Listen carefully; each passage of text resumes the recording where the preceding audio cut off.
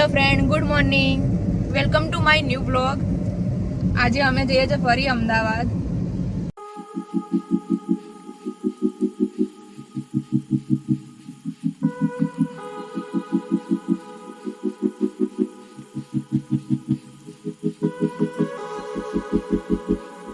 આજે બહુ ટાઈમ પછી મેં મારી ફ્રેન્ડ જોડે, મારી બહેનો જોડે મેં પ્લાનિંગ બનાવ્યું છે કે હું મૂવી જોવા જાઉં.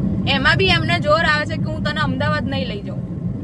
એમને ખબર પડે કે મને થોડો ટાઈમ બહેનો માટે કાઢવું પડે કે મારી માટે ટાઈમ કાઢ ને. 20 વર્ષથી બહેનો જોડે રહે, હજુ કેટલું તાર રહેવું છે? તે જાઉં નહીં એમની જોડે ફરવા માટે. જાઉં નહીં, પણ મારો કામ ધંધો બગાડી તને લઈ જવાનું. પણ મારે કામ ધંધા નું, તમે અમદાવાદ જ જતા હતા ને? અમદાવાદ જતા તો મારે સાંજે પછી તારે સ્પેશિયલ લેવા આવવાનું. એમાં શું થઈ ગયું? તો કે શું થઈ ગયું? એટલે 500 રૂપિયાનું પેટ્રોલ ભરે, મફત અવાય છે. ફરી પૈસાની વાત આવી. હા તો પૈસા તો પહેલા જ હોય. તમે આખા અમદાવાદમાં ફરો, જ્યારે કામ થયું ત્યારે તમે પેટ્રોલ જતું નહીં. પૈસા વગર કશું છે નહીં ભાઈ. જો બરાબર છે, અને ખોટા ખર્ચા કરવાનો કોઈ મતલબ નહીં થતો. હજુ તો મારા મૂવી જોવા જશે, એમાં પૈસા તમારા જોડેથી લેવા પડશે. મારી જોડ નહીં, આપણા ખાતામાં પડ્યા છે, એમાંથી ટિકિટ લઈ લેવા. ના, એવું મારા ખાતામાં કેમ વાપરું? તો મારી જોડ છે જ નહીં. તો તમારે તો હાલવા પડશે ને. નહીં, મારે ત્યાં પોપકોર્ન બધું લેવું નહીં પડે? તો કમાવાનું કરવાનું, તો હું ફરી કમાવાની વાત આવી. જોઈ લો, મારે જો હું અત્યારે જઉં છું મૂવી જોવા માટે, મારે મારું દિમાગ ખરાબ કરવું નહીં. એટલે તમને જે તારું દિમાગ ખરાબ થતું હોય તો 2 ડબલા પાણી રેડ દેવાનું, ઠંડુ કરી દેવાનું. એવું કે ઠંડુ કરી લેવાનું? મને છે ને, હું તમને સીધી રીતે કહી દઉં, તમારે તમારા ફ્રેન્ડ જોડે જવું હોય ત્યારે તમે કેમ સીધી રીતે કહો છો? મારે કશું સીધી રીતે સાંભળવું નહીં. જવાનો છું, મારા કપડા પેક કરી આલ, કપડા પેક કરીને મને આટલું બધું કરીને આપી દે. તો ભાઈ હું જ્યારે કહું છું, હું તો ખાલી એટલું જ કહું છું કે મને ફરવા તો બીજે નહીં જવું. મારે ચાય દાડે તે સીધી લીટીમાં કપડા પેક કરી આલ્યા મને. તો તમે મને કઈ જવા દેતા નહીં, તો પછી હું તમને કેવી રીતે જવા દઉં? એમાં બહેરો કોઈ દાડ જાય સીધી રીતે જવા જ ના જાય. વિક્રમ વેતાની જેમ લટકી જ જાય. મને લઈ જાવ બસ. એ જ્યારે એકલા, મને ના લઈ મારી વાત જવાનું. સાંભળો, જ્યારે એ એકલા જતા હોય ને એમાં ફ્રેન્ડ જોડે, ત્યારે હું નહીં એમને કહેતી કે હું તમારા જોડે આવીશ. પણ મને લઈ જાવ. એમને ટાઈમ મળવો જોઈએ ને મારી માટે. હવે આટલા તો ટાઈમ કાઢું છું. એ ખાલી અમદાવાદ જ જઉં રાખું છું. અમદાવાદ જ જઉં છું. પણ હું બધા અમદાવાદ જતા હોય, પણ અહીંયા ટાઈમ હોવો જોઈએ ને. આ તો પછી મને બહાર ક્યાં લઈ જાય? આ તો અમદાવાદ લઈ જવા માટે આટલું બધું જોર બતાવે છે મને. તો પછી તો ભાઈ બીજે કઈ જવાનું હશે તો શું કરશે મારી જોડે? ભાઈ એક જ વસ્તુ કે બસ નહીં જવાનું, આ નહીં કરવાનું, પેલું નહીં કરવાનું, બસ એક જ વસ્તુ હોય. અઠવાડિયામાં 4 વાર અમદાવાદ ના જવાનું હોય. તો પછી અઠવાડિયામાં ના જજો. રૂહીના સ્કૂલ જવાનો ટાઈમ છે, શનિ રવિ 6 મહિને 12 મહિને એકાદ વાર હોય. કઈ અઠવાડિયામાં કઈ 2 દાડે 3 દાડે અમદાવાદ હેડવાનું ના હોય. તો પછી તમારે નજીક નતું પાડવાનું, થોડા દૂર પાડવાનું. મારા સસરા એમને દૂર રહેવા જતા રહે. એમને ક્યાંથી કહું કે તમે દૂર જતા રહો? તો ભાઈ હું ક્યાંથી તો દૂર જઉં? હું તો દૂર જ રહું છું. એ નજીક રહે છે, એમને કઈ દૂર જતા રહે.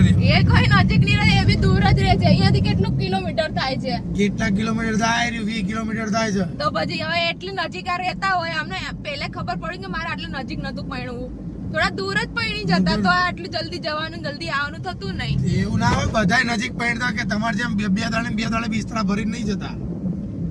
હું બીજાને જોઈને હું બધું કરું કે આપણે આપણું ઘર સંસાર હાચવીને બેહી રહેવાનું હોય. આજુ કેટલો સંસાર હાચવ કરું, મને તો એને કેટલું હાચું. શું હાચવીને ઊંધા વરી ગયા? કશું હાચવતા જો નહીં. હવે આટલી ઉંમરમાં બધું હાચવવાનું કે છે. હવે આટલી ઉંમર એટલે હવે કઈ તમારું વધારે છે તો હું શું કરું એમાં?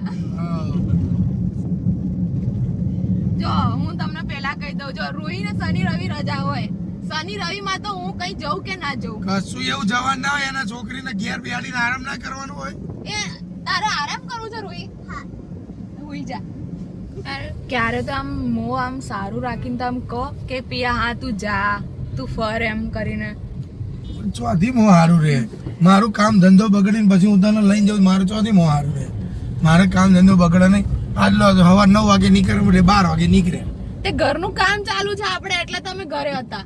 હું નીકળી જ જાઉં છું તોય 9:30. તારા લીધે મોડું થયું. લઈ જાવ ના લઈ જાવ, લઈ જાવ ના લઈ જાવ. તે હું કઈ ઘરમાંથી બહાર નીકળું નહીં, હું કઈ જવું નહીં. પરમદાડ જ્યાં હતા, આજે ફરી આ એક દાડો છોડીને એક દાડો શું છે? મારે કામ ધંધો ના પકડે.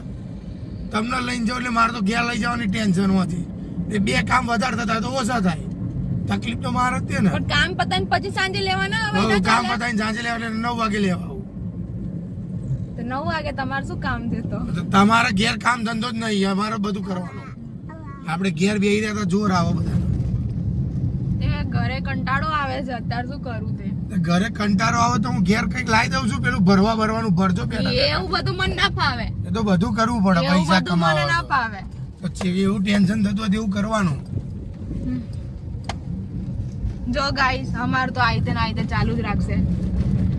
તમે લાઈક અને સબસ્ક્રાઇબ કરતા જજો અને તમારે હજુ આ વિડીયો જોવા હોય તો કોમેન્ટ કરજો કે અમે હજુ ઝઘડાવાળા વિડીયો બનાવીએ. ઝઘડાવાળા વિડીયો ની અમાર રિયલમાં ઝઘડો થતો જ હોય છે. કયા દિવસે સારું નીકળતું જ કોઈ નહીં કે પહેણતા જ નહીં. પૈણ્યા વગર તો કોઈને ચાલવાનું નહીં. ના પહેણતા શાંતિથી જીવજો. પહેણ્યા પછી તો લોહી કરે જ છે હમણાંનો. Okay guys bye. Like and subscribe કરતા જજો. Thank you. બાય બાય કહી દો. બધું બાય બાય જ છે. Bye bye.